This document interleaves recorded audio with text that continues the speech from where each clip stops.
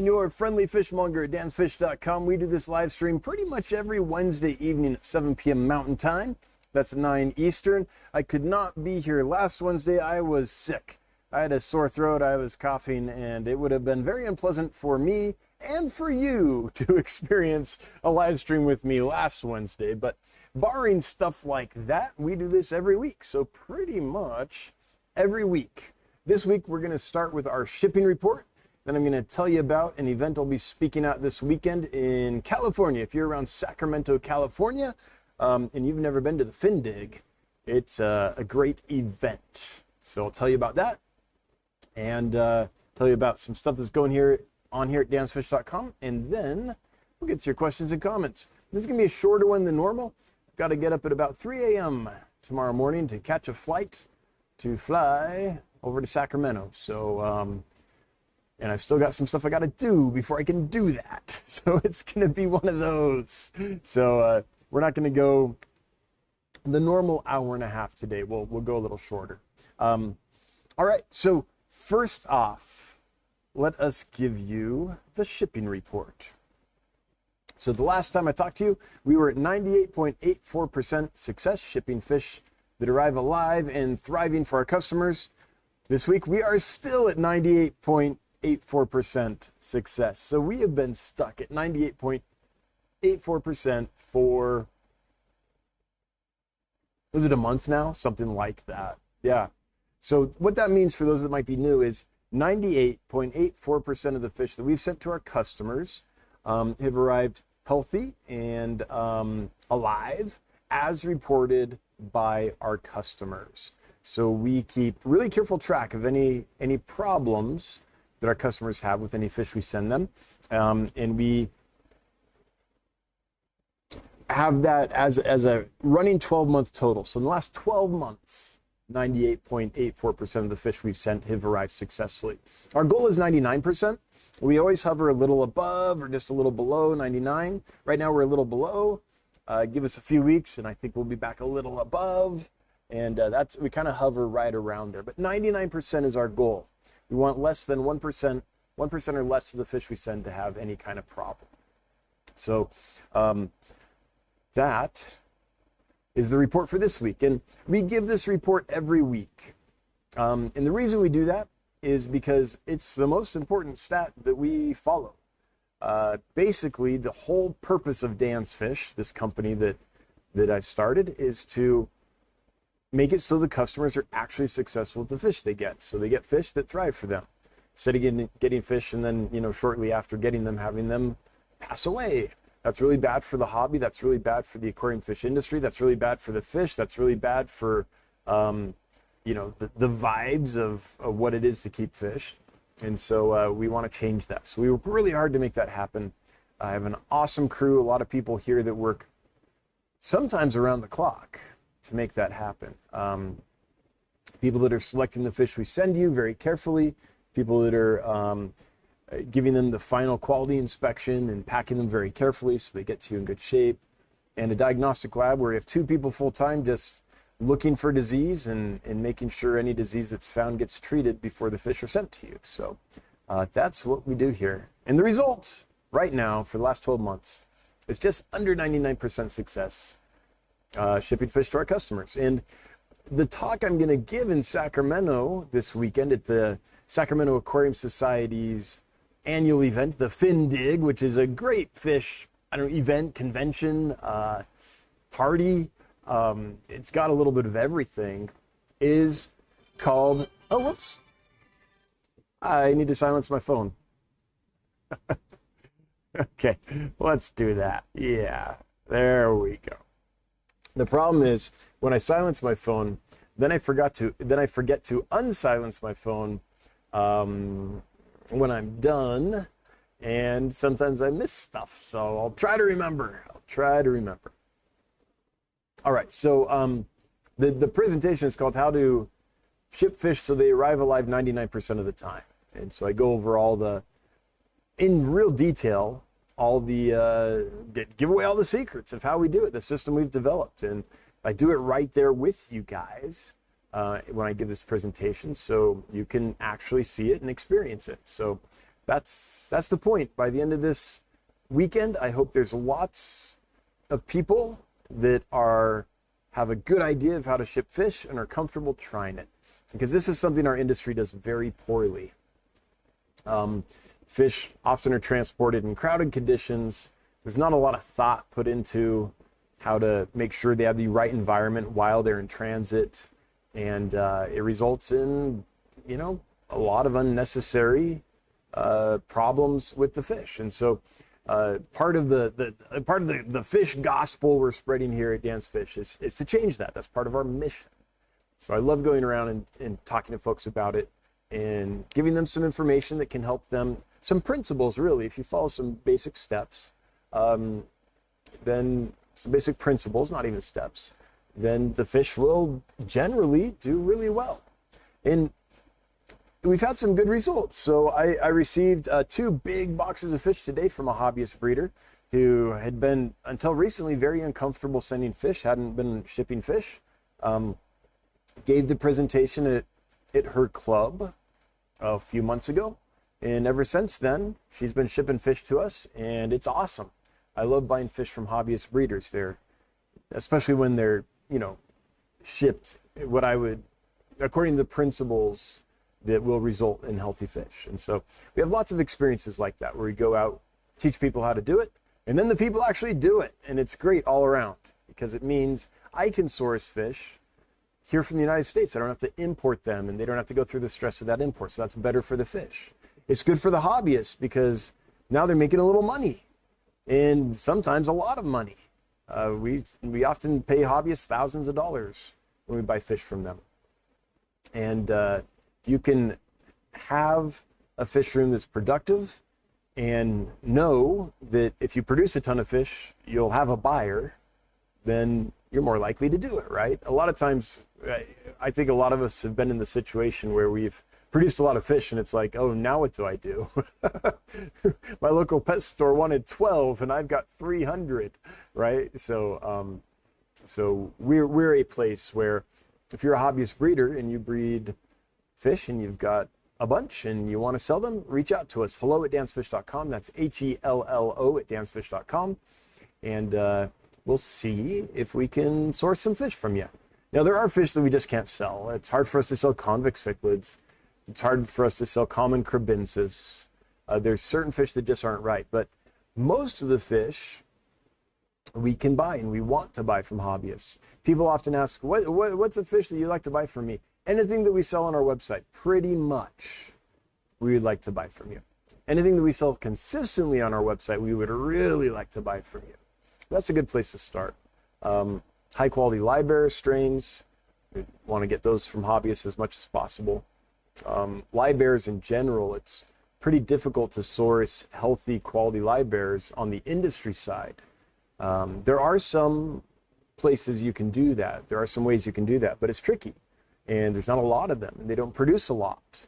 So having hobbyists where we can buy those is really good for us, and I think good for the hobbyists, and I think better for the fish. So it's a win-win all around. Anyway, I don't know how I got on that. Oh, because my presentation this weekend is going to be on shipping fish. So that's how I got on that. So a little bit of information about this weekend. Here is the event. Oh, hang on. I'm going to move myself real quick. There you go. That way you have access to that QR code if you would like to scan it. But it's the Findig in Sacramento, and here is the speaker list. It's always a good time when I get to hang out with this dude, Gary Lang. I love hanging out with Gary. Although Gary, I mean, how long ago was this picture taken, Gary? I've got to update mine too. This was probably taken 10 years ago, my headshot there. I just haven't bothered to get a new one. So I get it. But anyway, this is going to be really fun. Get to hang out with Gary. And I get to meet some new people. I don't know Lowell or Hype or Amaru. So I think that's going to be really cool to get to know them. My very first Findig was years and years and years ago. I don't know if it was the first one or one of the first ones. And I went to the Chins, Pam Chin and Gary Chin's house. And I walked into their fish room, and it blew my mind because it's not a fish room. It's like a massive building. It's like a second house. It's like a barn. Just full of mostly really amazing African cichlids. I got to see Gelitochromis breeding there for the first time. I got to see a lot of Lamprologus and Neolamprologus breeding, and a lot of these fish that I'd seen occasionally in pet stores and seen a lot of pictures of in books. I'd never seen them alive and breeding though. So there was like a barbecue at their place, and everyone got to see the place, and there were speakers and all that. I just remember it's just one of those memories as a young fish keeper in my teens that stuck with me. I'd never seen a fish room like that. The biggest I'd seen before was a fish room with like maybe 40 tanks in it or something like that. And I had a fish room of about, I don't know, at that time 30 tanks. At my peak I was around 50 tanks when I was a kid. But seeing a whole building full blew my mind and really inspired me. And now I have this. Like now I've got this big warehouse, right? You're just seeing a tiny portion of it. Almost 500 aquariums. And I think a lot, some of that seed was planted from that experience.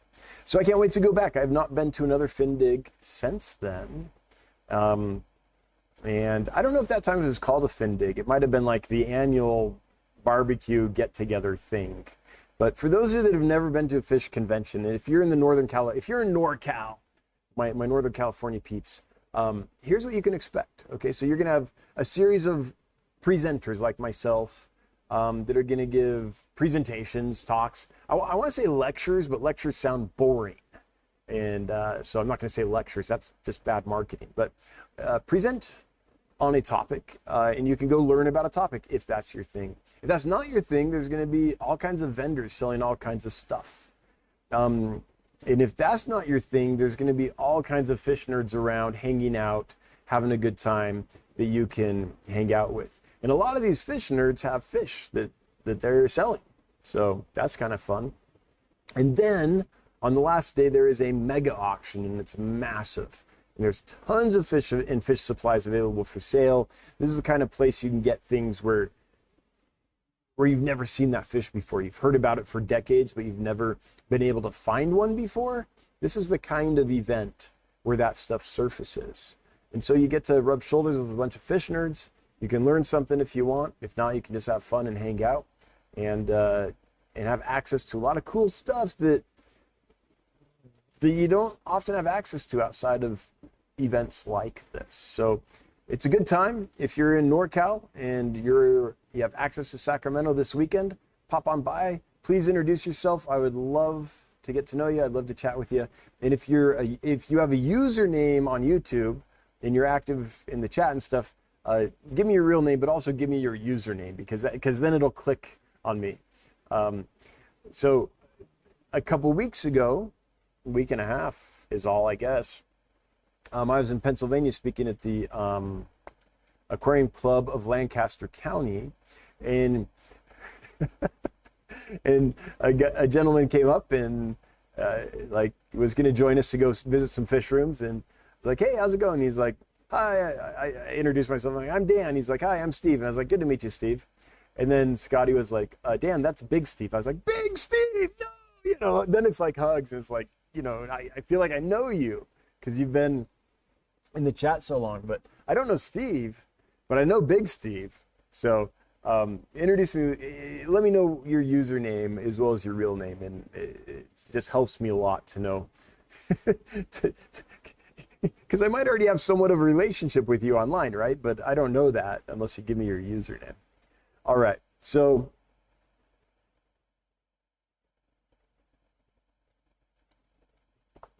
we need some mods?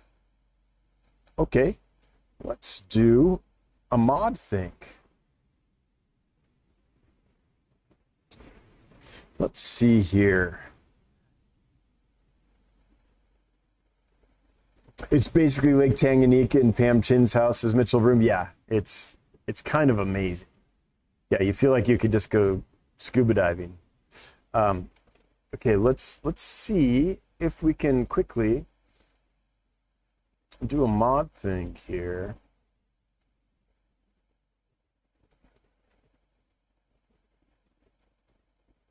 Okay, so this will just be open to channel members. Those are the folks for mods.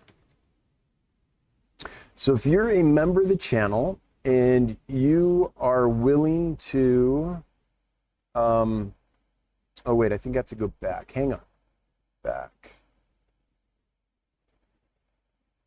No, that's good. Advanced settings. Okay, cool. If you're a mod, or not a mod, a channel member, and you would be willing to serve as a mod for, you know, it's not a long-term commitment, a couple months, few months, then enter hashtag modme in just a second. Should go here. Come on.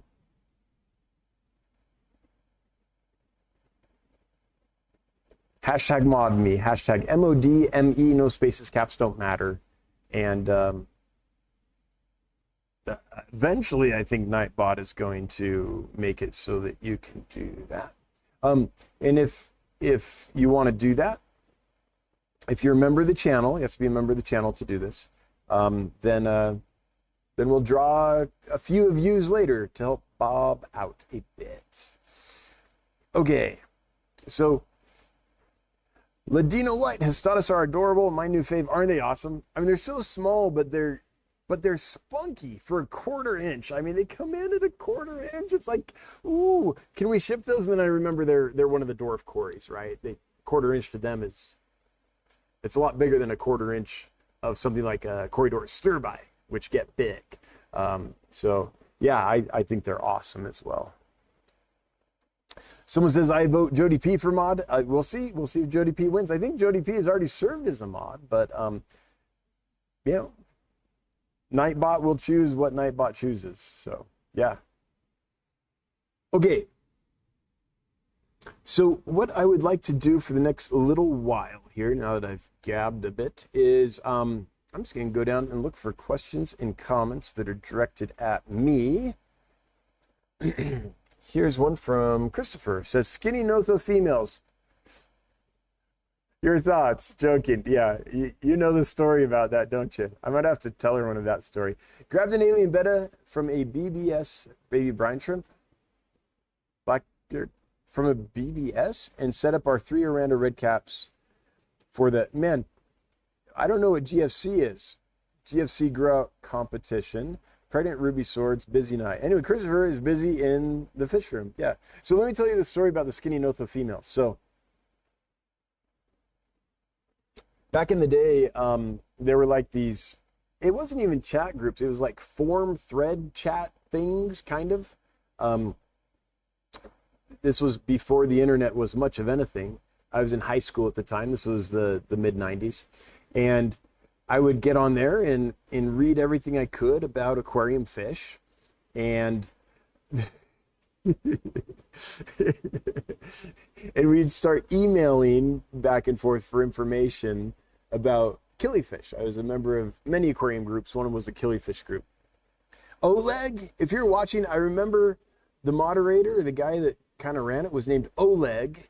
I believe he was in the Bay Area in California. And I met him a couple times, but it's been years and years. But anyway, Oleg, if you're around and you're listening, thanks again for setting that up. As a teenager, that was really important to me. And so there's these, we'd email about this stuff. And I was newly married at the time.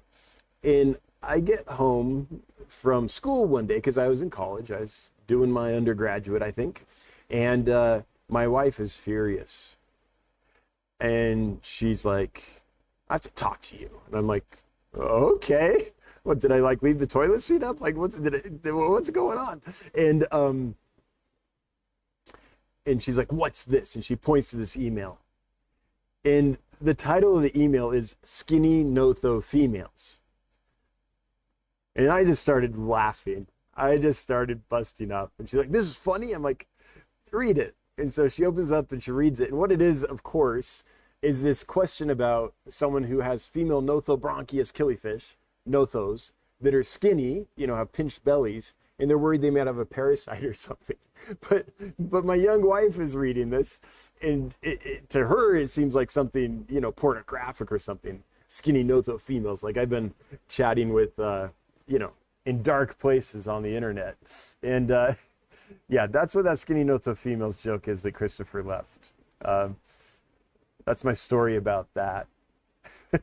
But, you know, think about it. You know nothing about fish, and you see this email or conversation, text thread, whatever, that's about skinny notho females. It's going to be like, what? Charles Adokita, thanks again for your talk you gave at the Lancaster meeting. I was the guy who talked to you about the swordtails. Yeah, Charles, I remember. And I still want to buy fancy live bearers from you if you end up producing enough. Yeah, it's great to meet you. And everyone else there, you guys are awesome. I don't care what anyone says. I like the food in Pennsylvania. We had like Amish food. It's just like, it's like hearty and fresh comfort food. It was awesome. Christina Y, what kind of shipping protocol do you like to see from hobbyists? Do you expect to fish in a single bag? Well, I know what works the best. And I would challenge anyone to find a better method than we use here at Dance Fish. So that's what I like. But you're free to do what you want.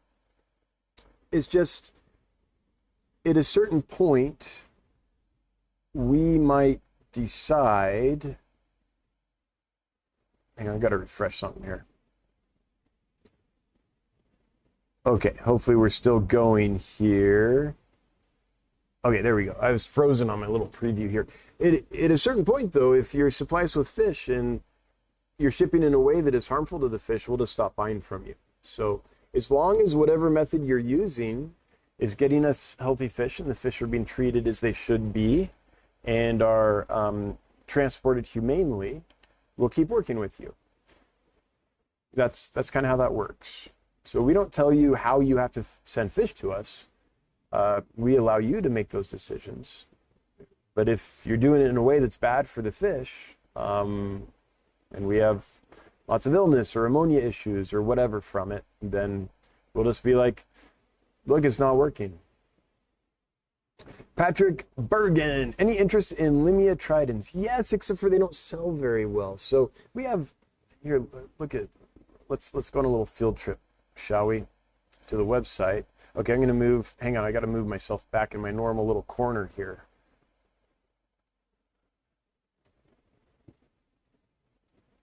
Okay. So, if we go here and search Limia, I either have Limia tridents or very recently sold out. Yeah, I still have some.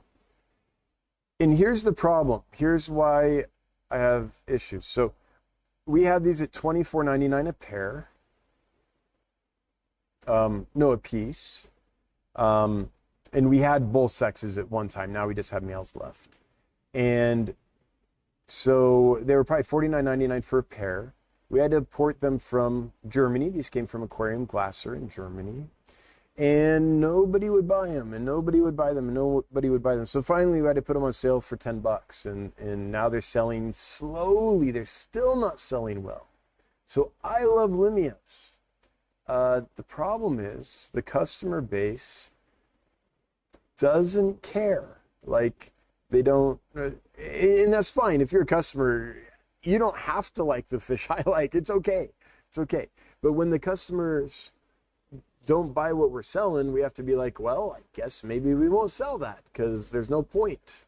So I don't know if I haven't seen that there's a market for Limia tridents. So that's one that I probably won't bring in again, at least anytime soon. And when I do, I mean, we'd have to, at $9.99, they're not selling very quickly. That's a problem. So yeah, kind of have to do what the customer base tells me not with their mouths, but with their purchases. That's where the rubber hits the road.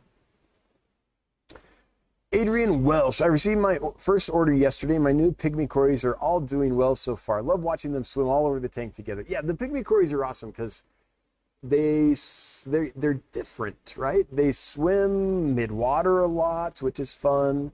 They school around and scatter, and they're really fun. They act a little different than your standard cories. Leo's Aquariums and Reptiles. Can't wait to meet you at the Fin Dig. Hey, awesome. What's your favorite Corridora right now? In a group of 6 is good, or better yet 9. Yeah, more is always better with cories as far as what would make them happy if you have the tank space for it. They like to be in big schools. And you're making me pick a favorite? Like, that's really hard. But Corridors Equus, let me show you guys these if you don't know them. These are hard to beat. These are just beautiful, like iridescent blue and orange. And this picture is of a young one. See, look at that. Look at all these little guys. See how pretty that is, even with that bad picture? It's hard to beat that. They're one of the prettiest cories out there. So, I mean, I like them all, but if I had to pick one off the top of my head right now, it'd probably be Equus just because it's got so much color. For a cory, it's like outright stunning. Okay, let's see if we have any mods here that have wanted to do that. Okay, we're going to add 2 mods. We're going to add Scotty the Fish Freak and Anna Banana. All right, let's see. Choose a winner. Anna Banana! Okay, and Scotty. Reroll winner. Okay, hang on.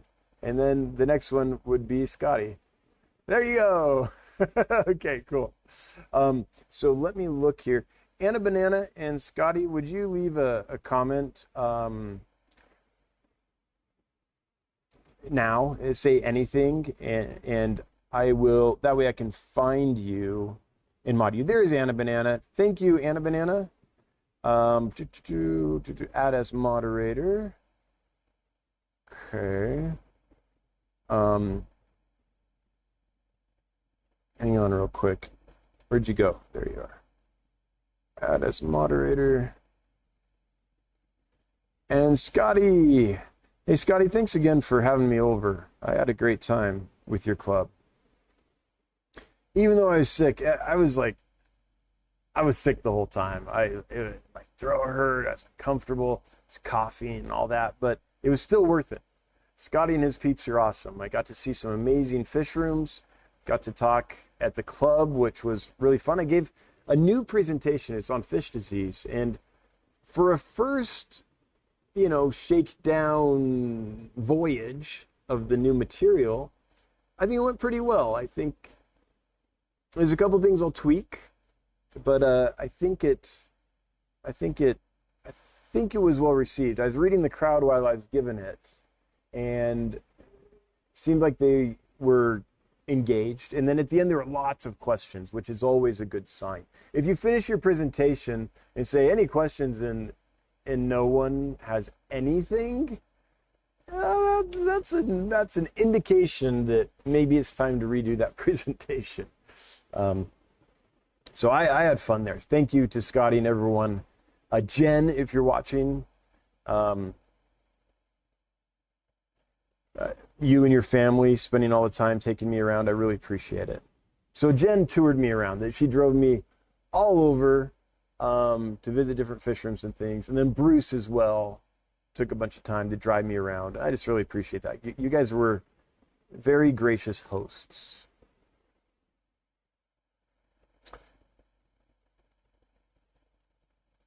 Okay, I'm scrolling. Oh, here we go. Here we go.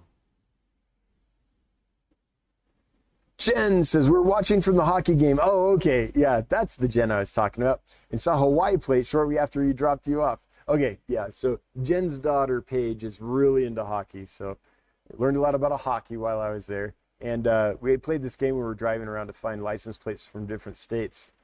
And we were talking about how rare Hawaii is, but it looks like we got one in my tanks. Hey, good to see you.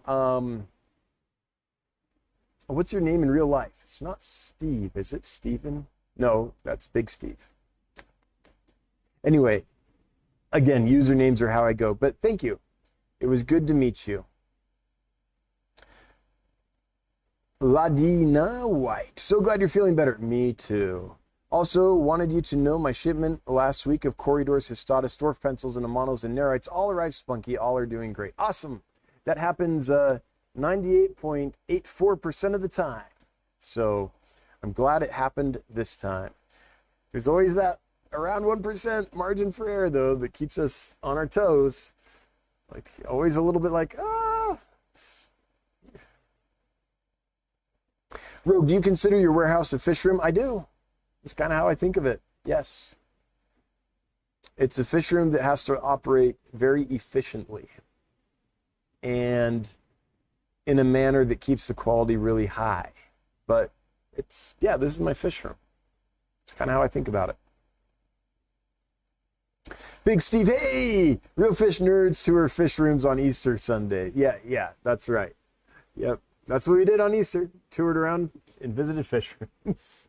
Because when I scheduled this thing, when Scotty and I, him too, when Scotty and I both got this all scheduled, we didn't realize it was Easter weekend, so. Excuse me. Big Steve, again, it was just a pleasure to finally meet you. Brothers don't shake hands. Brothers got a hug. Zurg, I got some carry tetras and blueberry tetras from you with my black chins a few weeks ago. I don't know which one it is, but one of the two tetras are laying eggs in the mop I put in for my prey cocks. Awesome. Awesome. Yeah, I hope you get tons of babies and have a bunch of fun raising them. That's great, Zurg. I'm glad to hear that. They're pretty big eggs too, maybe 2 to 3 millimeters. Are you sure they're not prey cocks eggs? That sounds like, no. Yeah, I don't know. I think carry eggs are a lot smaller. I've never bred blueberry tetras, so I don't know how big their eggs are. But that seems suspiciously like prey cocks eggs to me. Brendan Johnson, my water is harder than yours. Is that a brag? GH and KH are about 400 ppm. Wow. Do you think your fish can adapt to my hard water? Absolutely. And is it 400 ppm of what? Are you? Oh, GH and KH. Okay, there you have it. Okay, yeah. But yeah, I do. As long as the water's clean. If the hardness is just from like calcium carbonate and stuff, then yeah. If it's from some weird minerals, then I don't know. I don't know what high iron or some of these other minerals do. Phosphates. Moto Guppy, just out of curiosity, how come you don't do rare plants on your website? Well, we tried plants once, and here's what we found. We can keep plants and we can sell plants, but our mission is to do the fish. And you know, we like to do snails and other critters as well. Shrimp and stuff, but our mission is to like really focus on shrimp and fish, and aquatic animals. And so the plants were fine, we made money and all that, but it distracted us from our core mission. And so we just decided we've still got a lot to do just on our core mission, mostly of fish, some shrimp and snails, and so it didn't make sense at that time to branch out. What our thought was basically was, okay, we can put some plants in the tanks, and then the tank will generate revenue not just from the fish, but also the plants in the tank. We'll get more bang for each unit of space that we have in the warehouse, right? Each aquarium can produce more revenue for the business. It has fish we're selling and plants we're selling. That was the thought. And while true, it also remains true that we are so busy just on the fish side that we don't need that yet. Like, it's going to be a long time, if ever, that we're like, okay, we've got the freshwater aquatic animal thing all figured out. That's rolling. There's no improvements to make there. Now we can find something else. So we just found it as a distraction to that, which is why we decided not to do it. Blake builds. We'll buy more fish when I have more tanks cleared out. Yep. That's right. Time to get more tanks, right? 3 times the amount of tanks you currently have equals world peace. Ease. Hey, Dan, I got my hand on 6 tank breads. Oh, spotted Congo puffers. Now that is awesome. Any suggestions on a schooling tetra to go with them? Tried Congo tetras, but they're a bit too boisterous. Yeah, especially if I think that if the spotted Congo puffers were full grown and in a large tank, then they'd probably be fine with those tetras. But I don't have any suggestions because I don't keep puffers with other species. I just keep them in their own tanks. Now, I know spotted Congo puffers can go with other fish. I've seen it done long-term successfully by other people, but I don't have direct experience with it. So I'm not real sure. But are you married to a tetra? Would something like a Beck 40 pencilfish fit the bill? It's a kerosene. It's not a tetra, but it's in the same kind of, area. But I don't have direct experience with that, so I'm a little hesitant to make a suggestion. What I can do, though, is ask, does anyone here have experience with that? If you do, would you please let us know what worked for you so Ease gets a little bit of information. Scotty, great hanging out with you. Thank you for a great talk and weekend. Yeah, right back at you. Ivan Pechnik.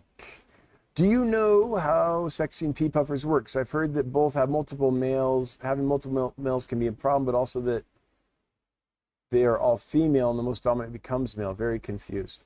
I don't really, Ivan. I don't know much about pea puffers possibly changing sex or anything like that. Not sure. What was the name of the antibiotic you used for gram-positive and negative bacteria? Started with E. Yeah, that would be enrofloxacin. Enrofloxacin. Trade name, Baytril. Disclaimer, not a veterinarian. And a banana. I have pygmy and abrosis cories in 2 separate tanks, different rooms, never had any issues, but in the last week, both had some fin issues. No other fish or shrimp had issues. Thoughts? Yeah, okay, so 2 tanks, 2 separate rooms. There's still, if they're both developing an issue at the same time, there's still got to be something common to both those tanks, most likely, right? And there's a million different things that could cause fin issues. So maybe one tank has one cause and the other has a different cause. That's possible. But without being able to determine that, let's take Occam's razor and say they're both developing the same thing. It's probably the same cause. So what that is, I couldn't guess. I don't know if your municipality recently changed your water and there's something in the water that they don't like. I don't know if there's a net that goes back and forth or a siphon that goes back and forth. And one tank developed an illness and that net or that siphon or whatever piece of equipment that is used in both tanks transferred it. I don't know if it's a dietary issue where they're not getting sufficient nutrition, so fins might erode. I couldn't determine what it is, but my guess is just the highest probability thing is that whatever it is, it's the same cause for both tanks. That's all I got for you, Anna. I don't know how to hone it in any more than that. Denise, thank you so much. Did it again. Sent 5 Dan's Fish gift memberships. Awesome, Denise. Thank you very much. And anyone that received those memberships, congratulations. JR, the Stiffodon Aniagobi and Blue Sparkle Hillstream Loach got here Tuesday, and they're doing awesome. Thank you for sending healthy fish. Yeah, you're welcome. We did have one issue with an Aniagobi that had a bent spine, but it wasn't obvious. It was just slightly bent. It wasn't obvious until you saw it swim. So when I did the final inspection and it's sitting in the bag, and I looked at it and I looked down and it looked fine. It might have been curved a little bit, but gobies often rest, you know, kind of curved. But then when it got in the customer's tanks and swam around, it was obvious there was an issue. But that's the only issue we've had. One fish from that entire batch. It's healthy and gorgeous, by the way. It's just got a bent spine. And by the way, all the Stiphodon anniae are harvested from the wild. They are not bred and raised on fish farms or anything like that. So it's not like it's an inbreeding issue because they have the genetic diversity you would find in the wild. It's likely, being from the wild, that maybe at some point there was an injury and then the fish healed, and, you know, but it, you know, there's no doctors to set their bones just straight. So that's my guess as to what happened. But yeah, the Stiphodon anniae, this group we've had, doing awesome. They're fat and sassy, and I mean it. They're like eating like crazy.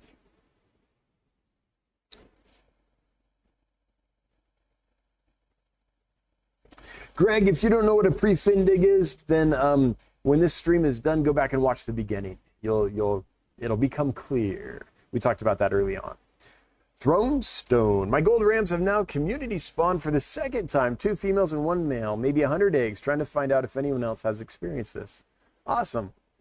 Man, I'm glad you're getting baby fish. Please raise them all so I can buy them all from you.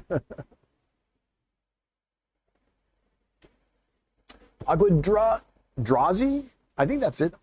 Aquadrazi. My full green guppy trio I got from you 2 weeks ago just had fry.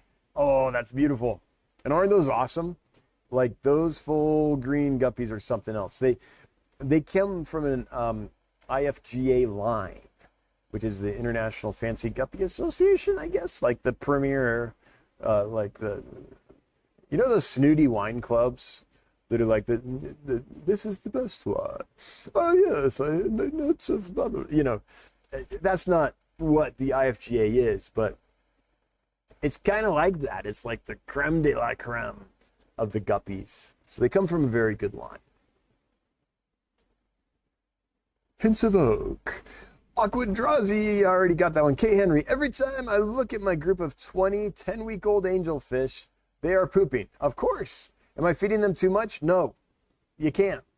You can't. As long as the water's clean, I don't think you can feed quick-growing young angelfish too much. I mean, you probably could, but it would take some doing. No, I mean, have you ever babysat a toddler? Yeah, poop happens, man. When you're growing and developing really quick, it takes a lot of energy. So you eat a ton, and you know what eating creates. Jonathan G, the linear white clouds I got yesterday are so awesome. They have colored up and are doing great. Oh, I'm glad to hear it, because often it takes white clouds a little while to really develop their full colors and fins and stuff. So the fact that you got them and they're already coloring up and doing well for you, that's great. And they're just going to get better with age. Like, as they grow and grow, the fins are going to get bigger and bigger, and the color is going to get more and more intense. So, yeah. Jody P can't stay tonight, but wanted to say hello. Hey, thanks for popping in, Jody. Small World Aquatics. Thanks for coming to see one of our fish rooms. Have a good time showing you around. Hey, Scott, it was great to meet you. You too, Jen, if you're listening. By the way, Jen, we're going to do our very best to get you those female friccata. I've set it up as good as I can to make that happen for you.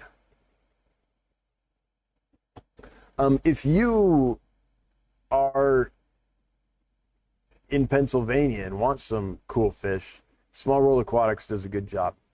Everything they sell, they've bred. And we videotaped their fish rooms, so we plan to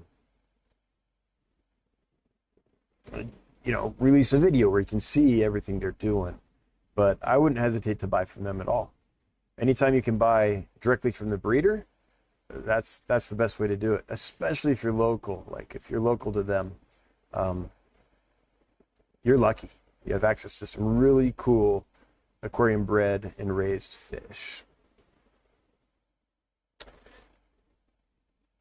Okay, chat jumps, so there we go. Mountain Greenery, hi, I liked the stream. I'm glad. I mean, I hope people like this. Otherwise, what are we doing? Uncle Smiley, do the L519s have to be a certain age before they color up? Yeah, I think that the honeycomb pattern on them gets more distinct. When they're really, really young, it's just harder to see. So, yeah, I think that's true. When they're younger, I think they're more brown, and when they're older, they develop more of the orange. I believe that's true from what I've seen in my groups.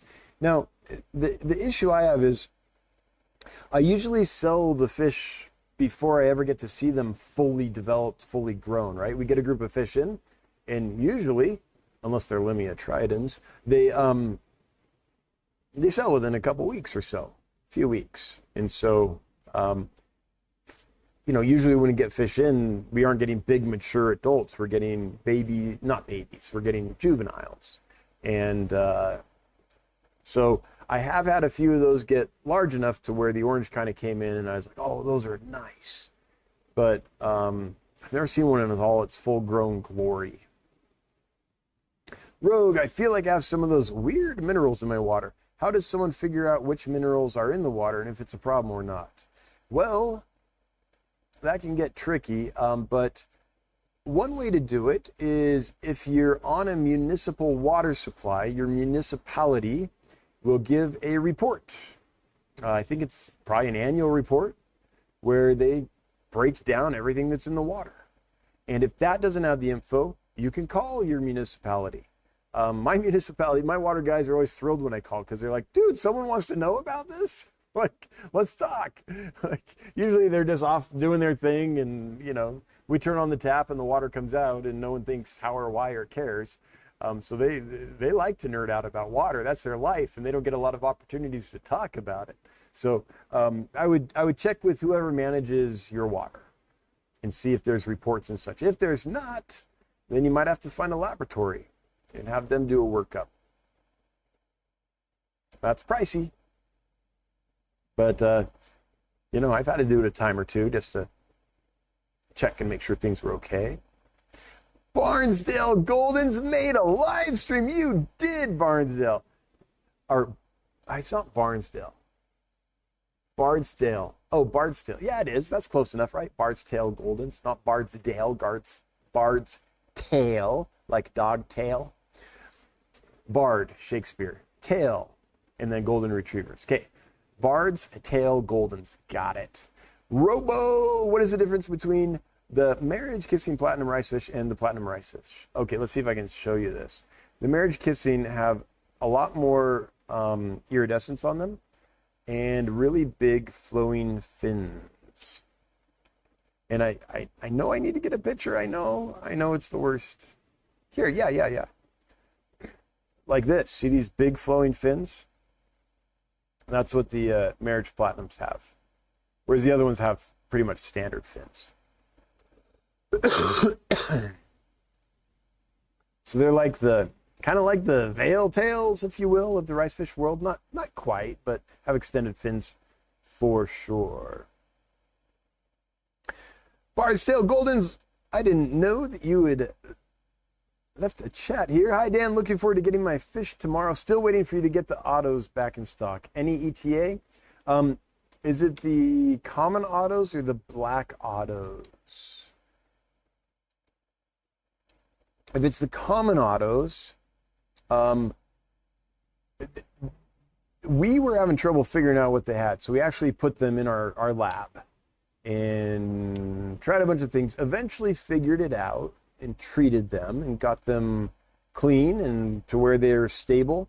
Now they've been moved out of the lab back into the main warehouse, and I'm just giving it a little time before I list them for sale. So my hope is, so we found a problem, we treated the problem. They seem to be doing a lot better. And so my hope is that means that after a week or two of observation, I'll be like, okay, everyone's fine. We haven't had any recent issues, so now I can list them for sale. That's my hope. But what can happen is you treat a problem and didn't know there was a second problem or a third problem or a fourth problem. So sometimes it's a bit of a process, and these autos have been a process. We've been working on this group of autos for at least 3 months. I don't think that's an exaggeration. It's just sometimes it's tricky pinpointing. Sometimes it's like, there's an issue. I could sell these. They're fat. They look healthy. I could get away with it. But my fish spidey senses tell me there's an issue. Plus, there's an occasional death, right? And there shouldn't be.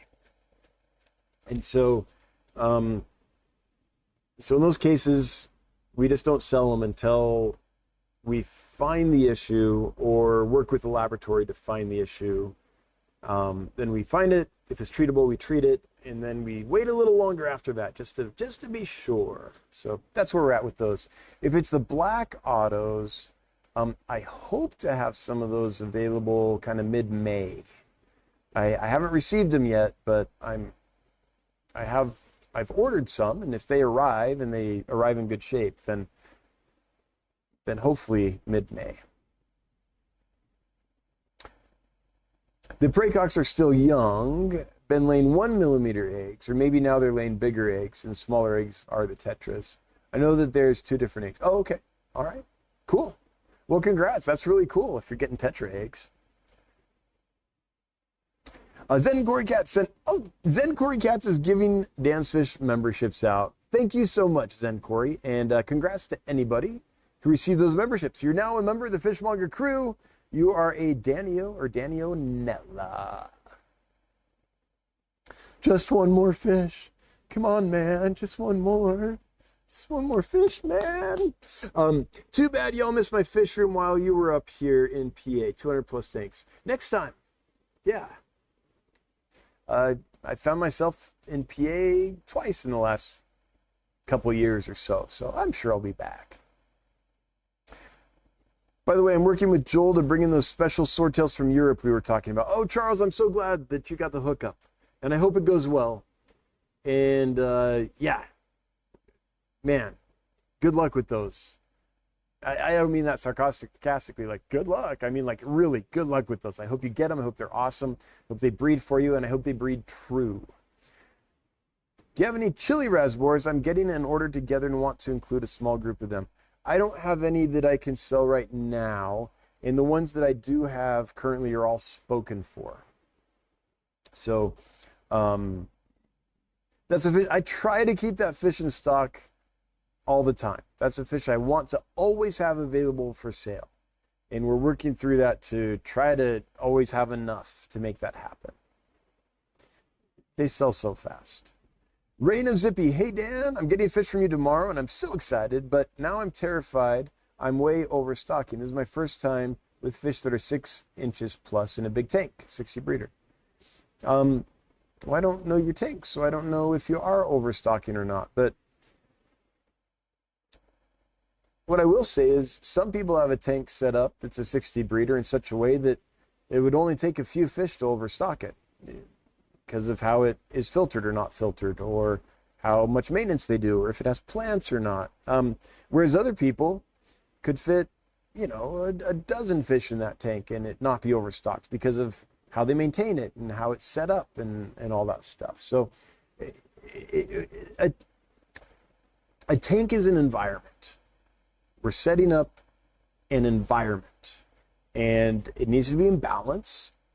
And as long as the environment's set up correctly and managed correctly for whatever we're planning to do with that tank, then some people, 1 fish would be enough. For others, they could do a lot more. There's a lot of ways to do it. So I'm not sure. I don't know how your tank's set up. I don't know how long it's been set up. I don't know if it's like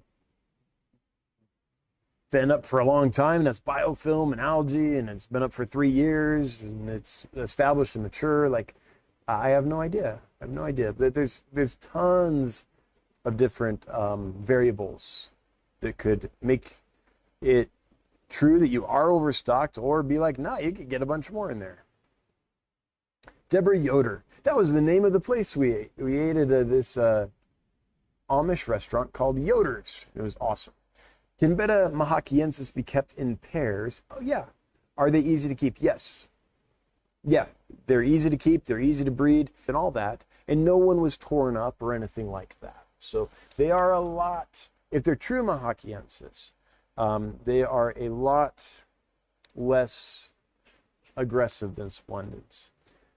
That might have been the Embellus that were spawning, not the mahakiensis, but they're kind of the same temperament. Mountaintop, hey, Puffer Keeper, I hope you're doing super well. I don't keep anything with the spotted Congo puffers, but I would skew towards slower moving fish if I did. Fast tetras could surprise the puffers and cause a flight response or stress. Okay, yeah. Joshua's from Tahoe. Awesome. See you at the fin dig. Cool. You'll be driving through Placerville. That's where I went to high school, man. El Dorado High School. The fish equivalent of Studi wine clubs. Yeah. I mean, my guppy people, I love you. I'm not trying to insult you, but you do have a distinct character, and it's glorious. Tyler Kaplan, looking forward to seeing you at the fin dig. Awesome. Looks like we'll have some folks there. Good deal. Okay.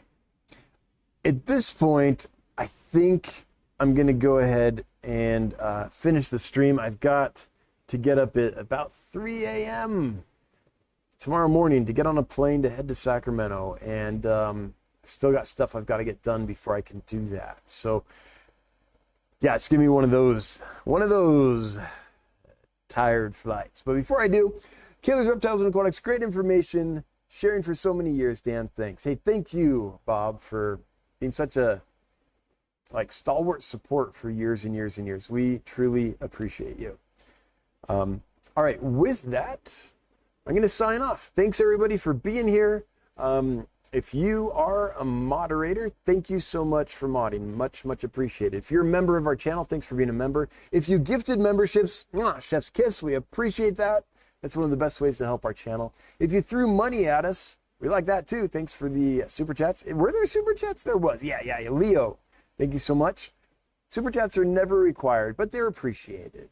If you're watching, nope. If you were active in the chat, thanks for being active and participating. If you didn't participate, I still love you. Hail the Lurker Nation.